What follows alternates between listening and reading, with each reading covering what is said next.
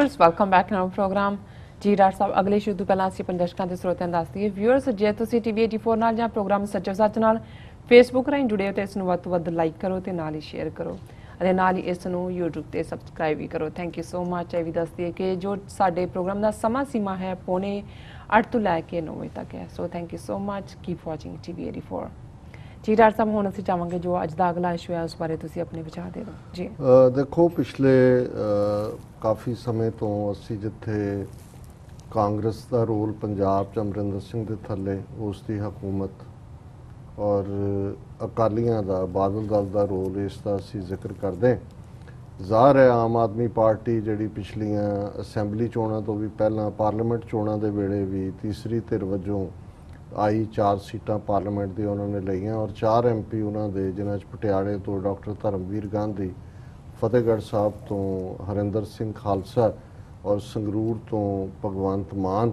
और फरीदकोट तो शायद साधु सिंह ना है वो चुन के गए जी ये वक्री गल है कि बई असैंबली चोणां तक पहुँचते आम आदमी पार्टी नूं ये लगन लग पिया उन्होंने लिया के पूरी बईयां दी फोर्स यूपी बिहार दी पंजाब दे विच बिठा दित्ती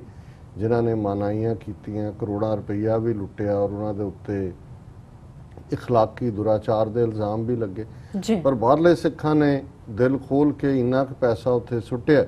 कि और उन्होंने अरविंद केजरीवाल और उन्होंने जिहड़ी भईया फोर्स सी उन्होंने लगा भी सानू ये तो बेवकूफ़ कौम है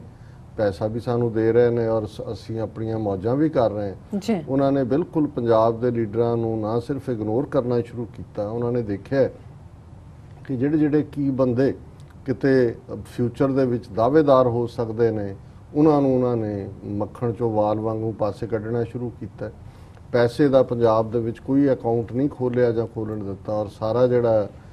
ਸਟੱਫ ਹੈ ਉਹ ਦਿੱਲੀ ਦੇ ਵਿੱਚ ਰੱਖਿਆ ਉਹਦੇ ਸਿਰ ਤੇ ਬਾਅਦ ਚ ਉਹਨਾਂ ਨੇ ਦਿੱਲੀ ਦੀਆਂ ਇਲੈਕਸ਼ਨਾਂ ਵੀ ਲੜੀਆਂ ਔਰ ਜਿੱਤੀਆਂ ਸਿਰਫ ਸਿੱਖਾਂ ਦਾ ਪੈਸਾ ਜੀ ਪੰਜਾਬ 'ਚ ਉਹਨਾਂ ਨੇ ਸੁੱਚਾ ਸਿੰਘ ਛੋਟੇਪੁਰ ਨੂੰ ਲਾਂਭੇ ਕੀਤਾ ਔਰ ਬਿਨਾਂ ਕੋਈ ਇਸ ਕਿਸਮ ਦਾ ਸਬੂਤ ਦਿੱਤੇ ਹੈ कंस्पीरेसी करवा के और फाइनैशियल जी है मिस एप्रोप्रिएशन का इल्ज़ाम ला के ताकि दोबारा जिस ते भी कोई इल्ज़ाम लगे वो फिर पब्लिक लाइफ विचरना सौखा नहीं होंदा और ये तुहानू इमोशनली भी हर्ट करदा और इस तरीके नाल असीं देखते हैं भी ईवन जो डॉक्टर धर्मवीर गांधी पटियाले तो उन्होंने भी इस सारे नूं जिहड़ा है वो लिया कि भाई ये डिक्टेटरशिप वाली गल नहीं है पंजाब दे विच इसकी गल जिहड़ी है सानू अदरवे करनी चाहिए है तो उन्होंने भी सस्पेंड कर दिता है हरिंदर सिंह खालसा उन्होंने तो शायद शुरू तो ही कोई रोल भी नहीं रहा लेकिन वो भी सस्पेंड हो गए और इस तरीके नाल जदों तक हुण तक असी पहुँचे हैं हालात ये होए कि जिहड़े उन्होंने 20 MLA जित भी गए पंजाब असैंबली दे विच आए उन्हां च भी वो अपनी मनमानी डिक्टेटरशिप करनी चाहिए और HS फूलका तो समा बचा के वापस चले गए जी मैं तो दिल्ली च वकालत करनी है और लीडर ऑफ ऑपोजिशन का उन्होंने रोल सी सुखपाल खैरा नूं बनाया गया उन्होंने MLAs ने बनाया उन्होंने भी वो हालात पैदा कर दिते जो उन्होंने कोई इशूज़ के उत्ते स्टैंड लिया है जिवें रेफरेंडम 2020 की गल सी उन्होंने कहा जी भावें असी हमायत नहीं करते लेकिन ये गल देखण वाली है कि भी ये 47 तो बाद सिखां नाल ऐसियां की बेइंसाफियां हुई कि गल जिहड़ी है वो इत्थों तक पहुंची सो ज़ाहरा तौर दे उत्ते उन्होंने लिया के एक होर हरपाल चीमा उस सिर ते बिठा के उन्होंने बिना कोई ईवन गल कीते जां सलाह कीते भी उन्हें ट्विटर ते ही देखा अरविंद केजरीवाल दे कि जी सुखपाल खैरा रिमूवड है और वो बन गए सो ज़ाहिर है भी और सारे मुद्दों के उत्ते वो पानियां दा मुद्दा सी जे पंजाब दे लीडर कोई आवाज़ भी चुकते सी जां चुकते ने कि अरविंद केजरीवाल पानी तो सबका है सभी भारत के हैं हरियाणा भी हमारा भाई है सो ज़ाहिर है और इस तरह निरंकारियों के मुद्दे के उत्ते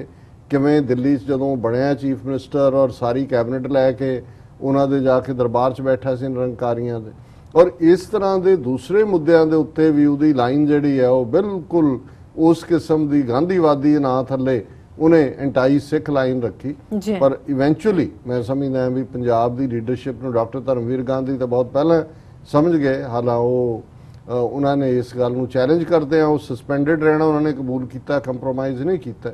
और सुखपाल खैरा और इन्हां दे नाल जिहड़ी उन्हां दी दूसरी टीम है कंवर संधू जिहड़े प्रसिद्ध पत्रकार ने और MLA ने उन्हां सारिਆਂ ने इवेंचुअली कहा भी इनफ इज़ इनफ क्योंकि एंटाई डिफेक्शन लॉ है सीधे तौर पर वो पार्टी तो अड नहीं हो सकते ਸੋ ਉਹਨਾਂ ਨੇ ਵਿਦਨ ਆਪਣੀ ਪੰਜਾਬ ਫੋਕਸਡ ਗੱਲ ਕਰਕੇ ਉਹਨਾਂ ਨੇ ਬਠਿੰਡੇ ਦੇ ਵਿੱਚ ਇੱਕ ਵੱਡੀ ਜਿਹੜੀ ਆ ਉਹ ਰੈਲੀ ਵੀ ਕੀਤੀ ਔਰ ਉਹਦੇ ਚ ਮਤੇ ਵੀ ਕੀਤੇ ਕਿ ਭਾਈ ਪੰਜਾਬ ਯੂਨਿਟ ਨੂੰ ਖੁਦ ਮੁਖਤਾਰ ਕਰੋ ਜੀ। ਔਰ ਇਸ ਸਾਰੇ ਤੋਂ ਬਾਅਦ ਕੇਜਰੀਵਾਲ ਦੀ ਨੀਂਦ ਜਿਹੜੀ ਆ ਉਹ ਖੁੱਲੀ। ਉਹਨੂੰ ਨਜ਼ਰ ਆਇਆ ਹੁਣ 2019 ਦੀਆਂ ਪਾਰਲੀਮੈਂਟ ਚੋਣਾਂ ਵੀ ਨੇ, ਪਤਾ ਨਹੀਂ ਪੰਜਾਬ 'ਚ ਉਹਨਾਂ ਨੂੰ ਸੀਟਾਂ ਤਾਂ ਕੀ ਮਿਲਣੀਆਂ ਨੇ, ਲੇਕਿਨ ਉਹ ਇਸ ਬਹਾਨੇ ਨਾਲ, ਕਿਉਂਕਿ ਆਮ ਆਦਮੀ ਪਾਰਟੀ ਦਾ ਬਾਹਰਲੇ ਦੇਸ਼ਾਂ ਦਾ ਸਾਰਾ ਢਾਂਚਾ ਵੀ ਉਹ ਸੁਖਪਾਲ ਖਹਿਰਾ ਔਰ ਜਿਹੜੀ ਪੰਜਾਬ ਦੀ ਗੱਲ ਕਰਨ ਵਾਲੇ ਸੀ ਉਹਨਾਂ ਦੇ ਨਾਲ ਚਲਾ ਗਿਆ। ਉਹਨਾਂ ਨੂੰ ਲੱਗਿਆ ਵੀ ਹੁਣ ਪੈਸਾ ਵੀ ਨਹੀਂ ਮਿਲਣਾ ਹੈ ਔਰ ਉਹ ਚੋਣਾਂ ਪਾਰਲੀਮੈਂਟ ਦੀਆਂ ਦਿੱਲੀ 'ਚ ਹੋਣ, ਅਸੈਂਬਲੀ ਚੋਣਾਂ ਵੀ ਹੋਣੀਆਂ ਨੇ ਔਰ ਦੂਸਰਾ ਵੀ ਹੈ। ਸੋ ਕੁੱਲ ਮਿਲਾ ਕੇ ਹੁਣ ਜਦੋਂ ਉਸ ਨੇ ਇੱਕ ਨਵਾਂ ਟਰੈਪ ਲੇ ਕਰਨ ਦਾ ਕਿ ਜੀ ਰੁੱਸਿਆਂ ਨੂੰ ਮਨਾਓ ਔਰ ਉਹਦੇ ਥੱਲੇ ਜਿਹੜੀ ਉਹਦੀ ਟੀਮ ਹੈ ਪੰਜਾਬ ਦੇ ਵਿੱਚ ਹਰਪਾਲ ਚੀਮਾ ਔਰ ਜਿਹਨੂੰ ਪੰਜਾਬ ਦਾ ਕੋ ਕਨਵੀਨਰ ਬਣਾਇਆ ਹੋਇਆ ਬਲਬੀਰ ਸਿੰਘ, ਉਹ ਜਿਹੜੇ ਨੇ ਉਹਨਾਂ ਨੂੰ ਕਿਹਾ ਜੀ ਤੁਸੀਂ ਰੁੱਸਿਆਂ ਨੂੰ ਮਨਾਓ। ਡਾਕਟਰ ਧਰਮਵੀਰ ਗਾਂਧੀ ਤੱਕ ਵੀ ਅਪਰੋਚ ਕੀਤੀ, ਜਥੇਦਾਰ ਸੁੱਚਾ ਸਿੰਘ ਛੋਟੇਪੁਰ ਹੋਰਾਂ ਨੂੰ ਵੀ ਮਿਲਣ ਗਏ ਔਰ ਉਹਨਾਂ ਦਾ ਕੀ ਲਾਈਨ ਹੈ ਉਹ ਤਾਂ ਆਉਣ ਵਾਲੇ ਦਿਨਾਂ 'ਚ ਕਲੀਅਰ ਹੋਏਗਾ। ਲੇਕਿਨ ਡਾਕਟਰ ਧਰਮਵੀਰ ਗਾਂਧੀ ਨੇ ਇਹ ਸਾਰੇ ਜਦੋਂ ਦਾ ਇਹ ਏਕਤਾ ਮੁਹਿੰਮ ਦੇ ਨਾਂ ਥੱਲੇ ਇਹ ਗੱਲ ਚੱਲੀ ਹੈ, ਉਹਨਾਂ ਨੇ ਜਿਹੜੀ ਉਹਨਾਂ ਦੀ ਆਪਣਾ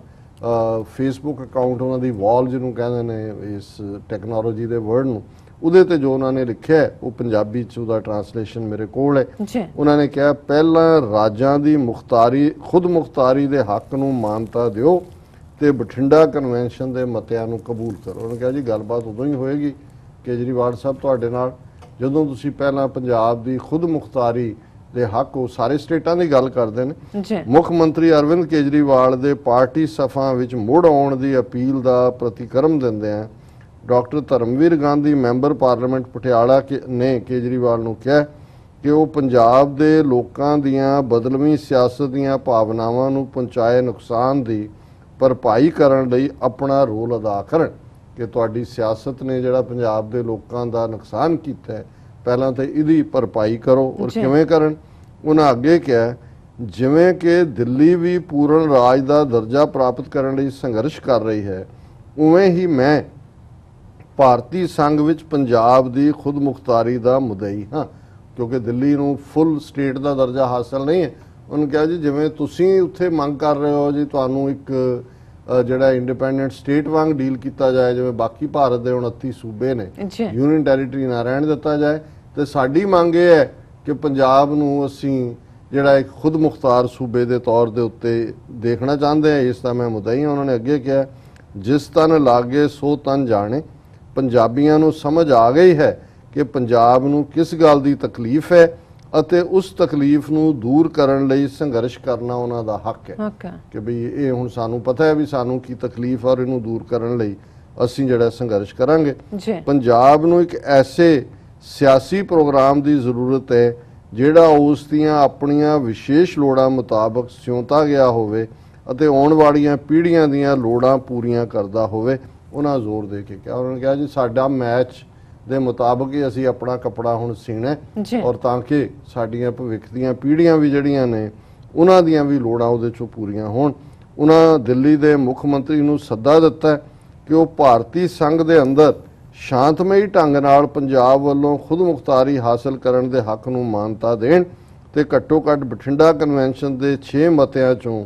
ਪਹਿਲੇ 2 ਨੂੰ ਉਹਨਾਂ ਨੇ ਕਿਹਾ ਜੀ ਇਹ ਪਹਿਲਾਂ ਤਾਂ ਤੁਸੀਂ ਇਹ ਮਾਨਤਾ ਦਿਓ ਕਿ ਭਾਰਤੀ ਸੰਘ ਦੇ ਅੰਦਰ ਪੰਜਾਬ ਦੀ ਖੁਦ ਮੁਖਤਾਰੀ ਹੋਏ ਔਰ ਫਿਰ ਜਿਹੜੀ ਬਠਿੰਡਾ ਕਨਵੈਨਸ਼ਨ ਹੈ ਉਹਦੇ ਪਹਿਲੇ 2 ਮਤੇ, ਮੈਂ ਮਤੇ ਤਾਂ ਟ੍ਰੇਸ ਨਹੀਂ ਕਰ ਸਕਿਆ ਪਰ ਮੇਰਾ ਖਿਆਲ ਹੈ ਉਹਦੇ 'ਚ ਸਟੇਟ ਯੂਨਿਟ ਦੀ ਖੁਦ ਮੁਖਤਾਰੀ ਦੀ ਗੱਲ ਦਾ ਵੀ ਇੱਕ ਮਤਾ ਸੀ।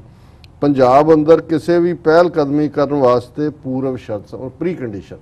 ਉਹਨਾਂ ਨੇ ਕਿਹਾ ਵੀ ਜੇ ਤੁਸੀਂ ਸਾਨੂੰ ਵਾਪਸ ਮੁੜਨ ਦੀ ਗੱਲ ਕਹੀ ਹੈ ਬਹੁਤ ਮੁਬਾਰਕ, ਖੈਰ ਮੁਬਾਰਕ, ਪਰ ਇਹ ਪ੍ਰੀ ਕੰਡੀਸ਼ਨ ਹੈ ਕਿ ਪਹਿਲਾਂ ਇਹ ਦਿਓ ਵੀ ਪੰਜਾਬ ਨੂੰ ਖੁਦ ਮੁਖਤਾਰੀ ਮਿਲੇ ਔਰ ਦੂਸਰਾ ਜਿਹੜਾ ਇਹ 2 ਮਤੇ ਮੰਨੋ, ਇਹ ਸਾਡੀ ਪ੍ਰੀ ਕੰਡੀਸ਼ਨ ਹੈ। ਇਹਨਾਂ 2 ਸ਼ਰਤਾਂ ਦੀ ਪੂਰਤੀ ਹੀ ਪੰਜਾਬ ਅੰਦਰ ਉਸ ਟੁੱਟ ਭੱਜ ਵਿੱਚ ਬੇਅਮਲ ਨੂੰ ਮੋੜਾ ਪਾ ਸਕਦੀ ਹੈ ਜਿਸ ਨੇ ਪੰਜਾਬ ਵਿੱਚ ਲੋਕਾਂ ਦੀਆਂ ਤੀਜੇ ਬਦਲਦੀਆਂ ਆਸਾਵਾਂ ਨੂੰ ਤਹਿਸ ਨਹਿਸ ਕਰ ਦਿੱਤਾ ਕਿ ਲੋਕ ਇਹ ਸਮਝਦੇ ਸੀ ਕਿ ਕਾਂਗਰਸ ਔਰ ਅਕਾਲੀਆਂ ਤੋਂ ਬਾਅਦ ਸਾਡੇ ਕੋਲ ਤੀਸਰਾ ਬਦਲ ਹੈ ਔਰ ਇਹ ਤੁਸੀਂ ਤਹਿਸ ਨਹਿਸ ਕਰ ਦਿੱਤਾ ਹੈ। ਬਿਲਕੁਲ ਜੇ ਇਹ ਕਰੋਗੇ ਐਜ਼ ਏ ਪ੍ਰੀ ਕੰਡੀਸ਼ਨ ਫਿਰ ਅਸੀਂ ਦੇਖਾਂਗੇ ਕਿ ਅੱਗੇ ਕੀ ਕਰਨਾ ਹੈ। ਉਹਨਾਂ ਨੇ ਅਰਵਿੰਦ ਕੇਜਰੀਵਾਲ ਨੂੰ ਅਪੀਲ ਕੀਤੀ ਕਿ ਉਹ ਫੌਰੀ ਤੌਰ ਤੇ ਕਦਮ ਚੁੱਕਣ ਅਤੇ ਇਸ ਸਬੰਧ ਵਿੱਚ ਇੱਕ ਲਿਖਤੀ ਬਿਆਨ ਜਾਰੀ ਕਰਨ। मैं समझदा भी डॉक्टर धर्मवीर गांधी ने बड़ा मजबूत स्टैंड लिया। बिल्कुल। और ਜਿਹੜੇ दूसरे भी ने इस वेले वो खैरा होए, सुखपाल खैरा और दूजे लीडरां नाल भी 1-to-1 मिल रहे हैं। और मैं यही कहना चाਹੁंदा कि भी दोबारा इन्हां दे ट्रैप च केजरीवाल दे ना फसन। और मैं इस सैगमेंट ਨੂੰ ਕੰਕਲੂਡ ਕਰਾਂ ਇੱਕ ਕਹਾਣੀ ਜਿਹੜੀ ਬਹੁਤ ਪਹਿਲਾਂ ਮੈਨੂੰ ਇੱਕ ਬਜ਼ੁਰਗ ਨੇ ਸੁਣਾਈ ਕਿ ਦੁਬਾਰਾ ਫਸਣ ਦਾ ਟਰੈਪ ਦਾ ਕੀ ਮਤਲਬ ਹੁੰਦਾ ਹੈ। ਉਹਨਾਂ ਨੇ ਕਿਹਾ ਜੀ ਸ਼ੇਰ ਜਦੋਂ ਬੁੱਢਾ ਹੋ ਜਾਂਦਾ ਹੈ ਉਹ ਸ਼ਿਕਾਰ ਨਹੀਂ ਕਰ ਸਕਦਾ, ਭਬਕ ਤਾਂ ਉਹਦੀ ਰਹਿੰਦੀ ਹੈ ਤੇ ਉਹ ਬੁੱਢਾ ਭੁੱਖਾ ਤੇ ਉਹਦੇ ਨਾਲ ਲੋਮੜੀ ਨੇ ਸਮਝੌਤਾ ਕੀਤਾ ਔਰ ਉਹਨੇ ਕਿਹਾ ਕਿ ਵੀ ਚੱਲ ਮੈਂ ਇੱਕ ਐਨੀਮਲ ਰੋਜ਼ ਤੇਰੇ ਕੋਲ ਲਿਆਇਆ ਕਰਾਂਗੇ ਬਹਾਨੇ ਨਾਲ, ਪਰ ਇਹ ਹੈ ਵੀ ਮੈਨੂੰ ਵੀ ਇਹਦੇ ਚੋਂ ਜਿਹੜਾ ਤੂੰ ਹਿੱਸਾ ਦਿੰਦਾ ਰਹੀ। ਉਹਨੇ ਕਿਹਾ ਜੀ ਠੀਕ ਹੈ। ਔਰ ਸ਼ੇਰ ਬਾਰੇ ਮਸ਼ਹੂਰ ਹੈ ਕਿ ਜਦੋਂ ਸ਼ਿਕਾਰ, ਹਾਲਾਂਕਿ ਬਹੁਤ ਸਾਰੀਆਂ ਮਿਥਸ ਨੇ ਕਿ ਜਦੋਂ ਸ਼ਿਕਾਰ ਕਰਦਾ ਹੈ ਤੇ ਜਦੋਂ ਇਮੀਡੀਏਟ ਨਹੀਂ ਖਾਂਦਾ ਉਹ ਐਨੀਮਲ ਨੂੰ ਮਾਰਨ ਤੋਂ ਬਾਅਦ ਥੋੜੀ ਦੇਰ ਬਾਅਦ ਉਹ ਦਿਮਾਗ ਤੋਂ ਸ਼ੁਰੂ ਕਰਦਾ, ਸਿਰ ਤੋਂ ਖਾਂਦਾ ਪਹਿਲਾਂ। ਔਰ ਲੋਮੜੀ ਨੇ ਜਾ ਕੇ ਬਾਕੀ ਜਾਨਵਰਾਂ ਨੂੰ ਕਿਹਾ ਕਿ ਜੀ ਸਾਡੇ ਸ਼ੇਰ ਜੀ ਤਾਂ ਸੰਨਿਆਸੀ ਹੋ ਗਏ ਨੇ, ਉਹ ਤਾਂ ਹੁਣ ਬਿਲਕੁਲ ਉਹਨਾਂ ਨੂੰ ਜਿਹੜਾ ਉਹ ਕਿਸੇ ਨੂੰ ਦੁੱਖ ਨਹੀਂ ਪਹੁੰਚਾਉਣਾ ਚਾਹੁੰਦੇ, ਹੁਣ ਤਾਂ ਉਹ ਉਪਦੇਸ਼ ਹੀ ਦਿੰਦੇ ਨੇ ਔਰ ਸਿਰ ਤੇ ਹੱਥ ਰੱਖ ਕੇ ਉਹ ਇਵੇਂ ਕਰ ਕਰਕੇ ਰੋਜ਼ਾਨਾ ਉਹ ਇੱਕ ਨਾ ਇੱਕ ਜਾਨਵਰ ਨੂੰ ਭਰਮਾ ਕੇ ਰਹਿ ਆਇਆ ਕਰੇ ਔਰ ਸ਼ੇਰ ਖਾ ਲੇ ਔਰ ਉਹਦੇ ਨਾਲ ਉਹਦਾ ਲੋਮੜੀ ਦਾ ਵੀ ਹਿੱਸਾ ਤੁਰਿਆ ਰਹੇ। ਇੱਕ ਦਿਨ ਗਧੇ ਨੂੰ ਲੈ ਗਈ ਔਰ ਉਹ ਗਧਾ ਅਜੇ ਨੇੜੇ ਨਹੀਂ ਸੀ ਉਹਦੇ ਬਹੁਤਾ ਲੱਗਾ, ਉਹਨੇ ਸ਼ੇਰ ਨੇ ਜੋ ਹੀ ਕੀਤਾ ਗਧਾ ਭੱਜ ਪਿਆ। ਉਹ ਭੱਜ ਕੇ ਉਹਨਾਂ ਨੇ ਦੇਖਿਆ ਵੀ ਇਹ ਤਾਂ ਭੇਦ ਵੀ ਖੁੱਲ ਜਾਏਗਾ ਤੇ ਰੋਜ਼ੀ ਦਾ ਵੀ ਨਹੀਂ ਸਿਲਸਿਲਾ ਰਹੇਗਾ। ਉਹ ਅਗਲੇ ਦਿਨ ਜਾ ਕੇ ਉਹਨੇ ਲੋਮੜੀ ਨੂੰ ਸਮਝਾਇਆ, ਉਹਨੇ ਕਿਹਾ ਜੀ ਦੇਖ ਤੈਨੂੰ ਭੁਲੇਖਾ ਲੱਗਾ, ਉਹ ਤੇ ਤੈਨੂੰ ਜ਼ਿਆਦਾ ਪਿਆਰ ਕਰਦੇ ਨੇ, ਤੈਨੂੰ ਤਾਂ ਗਲਵਕੜੀ ਚ ਲੈ ਕੇ ਉਹ ਆਸ਼ੀਰਵਾਦ ਦੇਣਾ ਚਾਹੁੰਦੇ ਸੀ। ਗਧਾ ਫਿਰ ਆ ਗਿਆ ਤਾਂ ਉਹਨੇ ਸ਼ੇਰ ਨੇ ਮਾਰਿਆ ਔਰ ਉਹਨੂੰ ਔਰ ਉਹ ਚਲਾ ਗਿਆ। ਹੁਣ ਲੋਮੜੇ ਨੇ ਕਿਹਾ ਵੀ ਇਹ ਰੋਜ਼ ਦਿਮਾਗ ਖਾਂਦਾ ਹੈ ਪਹਿਲਾਂ, ਉਹ ਮੈਨੂੰ ਵੀ ਮੈਂ ਹੁਣ ਇਹਦੀ ਸ਼ਰੀਕ ਹੈ। ਉਦੋਂ ਉਹਨੇ ਗਧੇ ਦਾ ਜਿਹੜਾ ਦਿਮਾਗ ਹੈ ਉਹ ਖਾ ਗਈ ਲੋਮੜੀ। ਔਰ ਜਦੋਂ ਸ਼ੇਰ ਵਾਪਸ ਆਇਆ ਉਹਨੇ ਦੇਖਿਆ ਵੀ ਉਹ ਤਾਂ ਖਾਲੀ ਹੈ ਤੇ ਉਹਨੇ ਕਿਹਾ ਵੀ ਇਹ ਕੀ ਹੈ। ਉਹ ਕਹਿੰਦੇ ਨਹੀਂ ਜਨਾਬ ਤੁਹਾਨੂੰ ਭੁਲੇਖਾ ਲੱਗਾ ਹੈ, ਇਹਦਾ ਦਿਮਾਗ ਨਹੀਂ ਹੁੰਦਾ, ਦਿਮਾਗ ਨਹੀਂ ਹੈ। ਜੇ ਇਹਦਾ ਦਿਮਾਗ ਹੁੰਦਾ ਤੇ ਦੁਬਾਰਾ ਤੁਹਾਡੇ ਕੋਲ ਆਂਦਾ, ਜੇ ਇਹਦਾ ਦਿਮਾਗ ਹੁੰਦਾ ਤੇ ਦੁਬਾਰਾ ਤੁਹਾਡੇ ਕੋਲ ਆਂਦਾ। ਸੋ ਮੈਂ ਇਹੀ ਕਹਾਣੀ ਜਿਹੜੀ ਹੈ ਬਾਕੀ ਜਿਹੜੇ ਆਮ ਆਦਮੀ ਪਾਰਟੀ ਦੇ ਨੇ ਕਿ ਵੀ ਇੱਕ ਵਾਰ ਜਿਹੜੇ ਤੁਸੀਂ ਬਚ ਕੇ ਨਿਕਲ ਗਏ ਹੋ, ਤੁਸੀਂ ਹੁਣ ਖੇਤਰੀ ਪਾਰਟੀ ਬਣਾ ਕੇ ਔਰ ਆਪਣਾ ਜਿਹੜਾ ਕੁਝ ਕਰਨਾ ਚਾਹੁੰਦੇ ਹੋ ਕਰੋ। ਹੁਣ ਇਹ ਦੁਬਾਰਾ ਗਧੇ ਵਾਂਗ ਜੇ ਸ਼ੇਰ ਦੇ ਕੋਲ ਦੁਬਾਰਾ ਆਏ ਨਾ ਤੁਹਾਡਾ ਦਿਮਾਗ ਨਹੀਂ, ਉਹ ਤਾਂ ਫਿਰ ਨਜ਼ਰ ਹੀ ਆ ਰਿਹਾ। ਉਹਨੇ ਕਿਹਾ ਜੀ ਜੇ ਇਹਦਾ ਦਿਮਾਗ ਹੁੰਦਾ ਤੇ ਦੁਬਾਰਾ ਤੁਹਾਡੇ ਕੋਲ ਆਉਂਦਾ। ਜੀ ਜੀ ਡਾਕਟਰ ਸਾਹਿਬ ਤੁਹਾਡਾ ਬਹੁਤ ਬਹੁਤ ਸ਼ੁਕਰੀਆ। ਇੱਥੇ ਲੈਣੇ ਬ੍ਰੇਕ ਤੋਂ ਪਹਿਲਾਂ ਅਸੀਂ ਆਪਣੇ ਦਰਸ਼ਕਾਂ ਦੇ ਸਰੋਤਿਆਂ ਨੂੰ ਫਿਰ ਦੁਬਾਰਾ ਅਪੀਲ ਤੇ ਬੇਨਤੀ ਕਰਦੀ ਹੈ ਵੀਅਰਸ, ਜਿਸ ਤਰ੍ਹਾਂ ਕਿ ਤੁਸੀਂ ਜਾਣਦੇ ਹੋ ਕਿ TV 84 ਇੱਕ ਪੰਥਕ ਚੈਨਲ ਹੈ। TV 84 ਸਿੱਖਾਂ, ਕਸ਼ਮੀਰੀਆਂ ਤੇ ਭਾਰਤ ਦੀਆਂ ਨਾਰਥ ਈਸਟ ਸਟੇਟਾਂ ਦੇ ਲੋਕਾਂ ਦੇ ਸਵਾਲੇ ਨੇ ਦੇ ਹੱਕਾਂ ਦਾ ਹਾਮੀ ਹੈ। ਅਸੀਂ ਚਾਹਾਂਗੇ ਕਿ ਤੁਸੀਂ TV 84 ਦੀ ਵੱਧ ਤੋਂ ਵੱਧ ਮਾਈਕ ਸਹਾਇਤਾ ਕਰੋ। ਤੁਸੀਂ ਆਪਣੀ ਮਾਈਕ ਸਹਾਇਤਾ ਸਾਡੀ ਵੈਬਸਾਈਟ TV84.tv ਤੇ ਜਾ ਕੇ ਪੇਪਲ ਦੀ ਵਰਤੋਂ ਕਰਕੇ ਮੰਥਲੀ ਡੋਨੇਟ ਕਰ ਸਕਦੇ ਹੋ। ਤੁਸੀਂ ਵਨ ਟਾਈਮ ਡੋਨੇਟ ਵੀ ਕਰ ਸਕਦੇ ਹੋ। ਤੁਸੀਂ TV 84 ਦੇ ਨਾਮ ਤੇ ਚੈੱਕ ਬਣਾ ਕੇ ਸਾਨੂੰ ਮੇਲ ਵੀ ਕਰ ਸਕਦੇ ਹੋ ਸਾਡੇ ਇਸ ਪਤੇ ਤੇ 36-01 ਐਵਨਿਊ ਲੌਂਗਲੈਂਡ ਸਿਟੀ, ਨਿਊਯਾਰਕ 11101 USA, ਜਾਂ ਫਿਰ ਤੁਸੀਂ ਸਾਨੂੰ ਫੋਨ ਰਾਹੀਂ ਵੀ ਸੰਪਰਕ ਕਰ ਸਕਦੇ ਹੋ ਸਾਡੇ ਫੋਨ ਨੰਬਰ ਤੇ 5164060694। Viewers, the sun is bane rehna, milte hain after this short break.